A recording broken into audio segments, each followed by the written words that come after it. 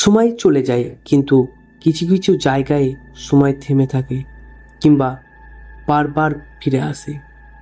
আজকের গল্প এক স্টেশনের কথা, এক রহস্যময় চতুর্থ প্ল্যাটফর্ম নিয়ে, যেখানে নাকি একবার কেউ ট্রেন ধরলে আর ফিরে আসে না, কিন্তু এক যুবক সেই প্ল্যাটফর্মে পা রাখার পরে এমন কিছু দেখে ফেলে যা তার বাকি জীবন বদলে দেয়। সাবধান, কারণ সময় যদি রেগে যায় সে কাউকে ক্ষমা করে না। বন্ধুরা, আমি শিবনাথ আজকে তোমাদের নিয়ে যাচ্ছি সেই সময়ের রহস্যময় গল্পে।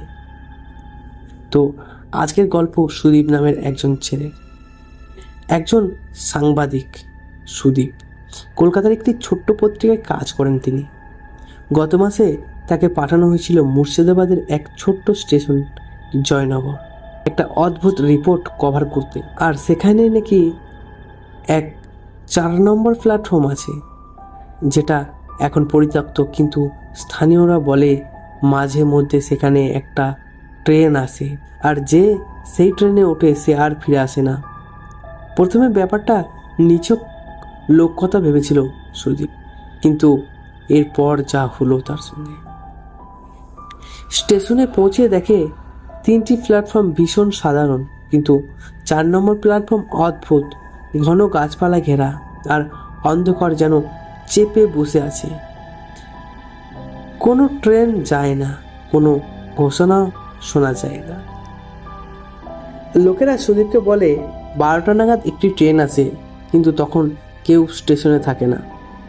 আর এই কথাটা শুনে সুদীপ হালকা করে হেসে উড়িয়ে দিল। কিন্তু ঠিক 12টার সময় সুদীপ শুনলো দূরের একটা হুইসেল। 4 নম্বর প্ল্যাটফর্মে দাঁড়িয়ে সুদীপ দেখতে পেল এক পুরনো স্টিম ইঞ্জিনের মতো ট্রেন ধীরে ধীরে এসে দাঁড়ালো। কিন্তু আশ্চর্যের বিষয়, পুরো স্টেশনে শুধু সুদীপ ছাড়া আর কেউ নেই। ট্রেনটা থেমে রইল, দরজা খুলে গেল, ভেতরে পুরো অন্ধকার। কৌতূহলে সেই ট্রেনটি দেখে সুদীপের মনে অনেক কৌতূহল জাগে, আর সেই কৌতূহলের টানে এক পা বাড়িয়ে ট্রেনের ভেতরে ঢুকে পড়ল।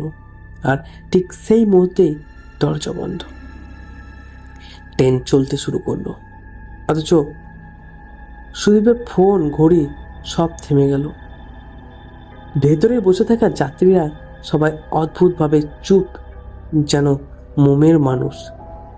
কেউ নড়ছে না, কেউ চোখ তুলে দেখছে না। শুধু এক বৃদ্ধা সুদীপের দিকে তাকিয়ে বলেন, তুমি কি ফিরে যেতে চাও? কি বলছেন আপনি? এই ট্রেন যে সময় নেয় তাকে ফিরিয়ে দিতে চায় না, তবু একবার সুযোগ পাবে। হঠাৎ যেন একটা আলো, তার উপর অন্ধকার। সুদীপ যখন চোখ খুলল, নিজেকে দেখতে পেল 1957 সালের জয়নগর স্টেশনে। চারপাশে পুরনো পোশাকের মানুষ, বিজ্ঞাপনের হেডিং সবই 60 বছর পুরনো। সুদীপ একটা পত্রিকা হাতে পেল, তার তারিখ 14 জুন 1957। আর তখনই সুদীপ বুঝতে পারল সে ফাঁদে পড়ে গেছে সময়ের। সুদীপ একটা পুরনো অফিসে ঢোকে এবং একটি গোপনে চিঠি লিখে রেখে দেয়। সুদীপ জানে এই ট্রেন আমাকে ঘুরিয়ে ঘুরিয়ে সময়ের মাঝে আটকে রাখবে। শেষবার যখন সুদীপ ট্রেন থেকে নামলো তখন 2002 সাল, তার জন্মের আগে। আর সময় আমাদের মতো সাধারণ মানুষকে ভুলে যেতে একটু সময় নেয় না। বন্ধুরা, গল্পটি যদি ভালো লেগে থাকে সাবস্ক্রাইব করুন ডিটেল শিবনাথ এইরকমই অদ্ভুত, ভয়ানক আর টাইম লুপের গল্প শোনার জন্য। কমেন্টে জানাবেন আপনি যদি সেই ট্রেনের ডাক শুনতেন তাহলে কি সেই ট্রেনটিতে উঠতেন। বন্ধুরা, আবারও দেখা হবে সময়ের অন্য এক মোড়ে। ততক্ষণ ভালো থাকুন, সুস্থ থাকুন।